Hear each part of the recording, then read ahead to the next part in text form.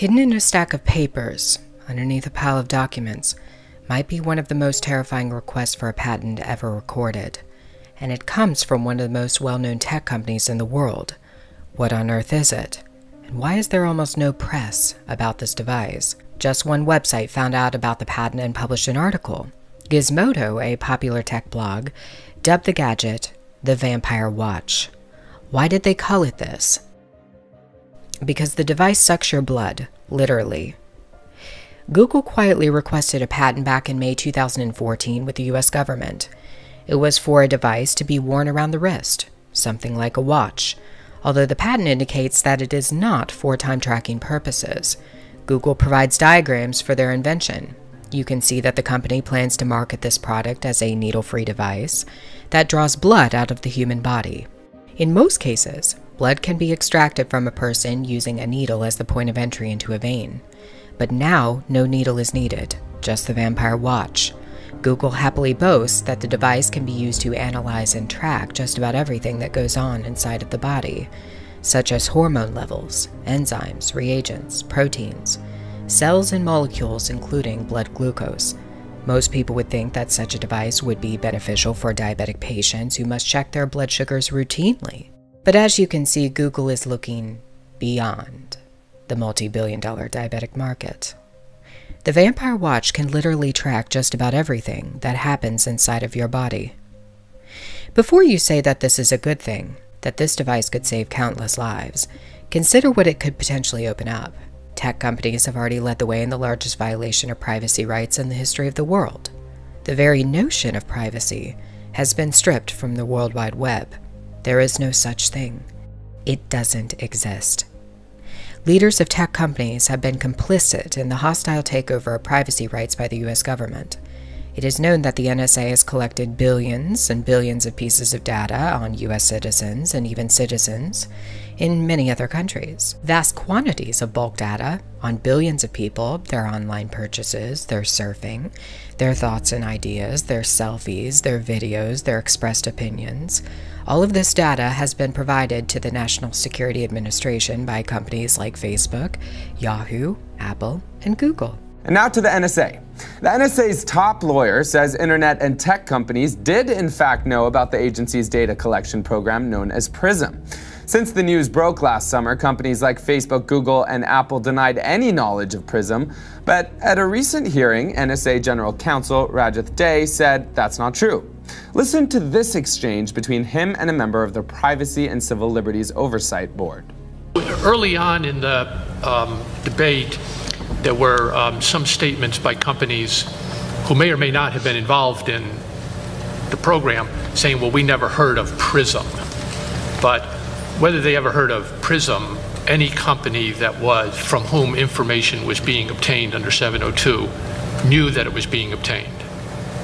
Correct. PRISM is just an internal government term that as a result of the leaks became a public term, but collection under this program is done pursuant to compulsory legal process that any recipient company would have received. Google knowingly provided billions of pieces of data to the NSA, and then they tried to deny that they had ever done such a thing. So will you now trust them with your most personal data, your very blood matrix? With Google's Vampire Watch, all data on your body will be uploaded and stored in microchips. It will be put on servers, and it will be entered into the World Wide Web. It becomes a part of the www matrix, the web that has taken over and caught everybody inside of it.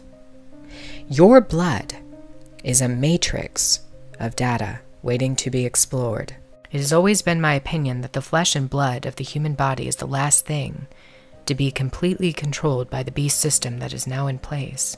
Everything else is fully under the beast's dominion.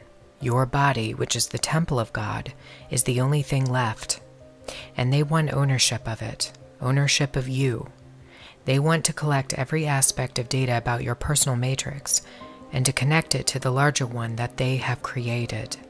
That is the sole function of many of these mega tech companies. They work for the beast. It's in their logos. Just take a look. These companies, including Google, know the trend. They know what's coming in the future. Your DNA must be brought in, introduced. It must be programmed into the larger net matrix. This is the reason the vampire watch is such a terrifying apparatus. Your body becomes hardwired to the web, and all of the data about your flesh and blood becomes absorbed into the matrix. We have been warned that such a time is coming. The book of Revelation, chapter 13, speaks of a mark that will be placed in a very specific location, on the right hand or on the forehead. Without this mark, a person cannot buy or sell. He cannot conduct any type of commerce. Was Revelation prophesying the hardwiring of every person upon the earth to the matrix? That a technology would be utilized to bring all into the 666 web they have built?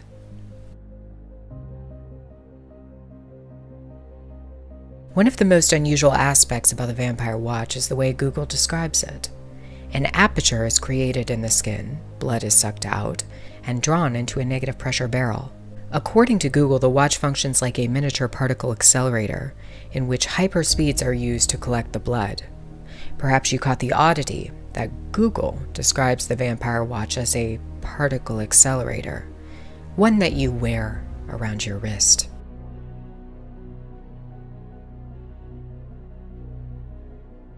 There is another, more well-known particle accelerator that has been the subject of controversy for many years. The most famous and largest accelerator in the world is the Large Hadron Collider at CERN, and they too are trying to open up an aperture using hyperspeeds. It will serve as a portal to another dimension, or so they say. CERN's attempt to open up black holes has sparked warnings from some of the most famous scientists in the world, including cosmologist Stephen Hawking. There could be something on the other side of this aperture. I do think people should be very cautious about purchasing a particle accelerator called the Vampire Watch that can extract blood from you using hyperspeeds instead of a needle. This device sounds like a miniature version of wearing CERN around your wrist.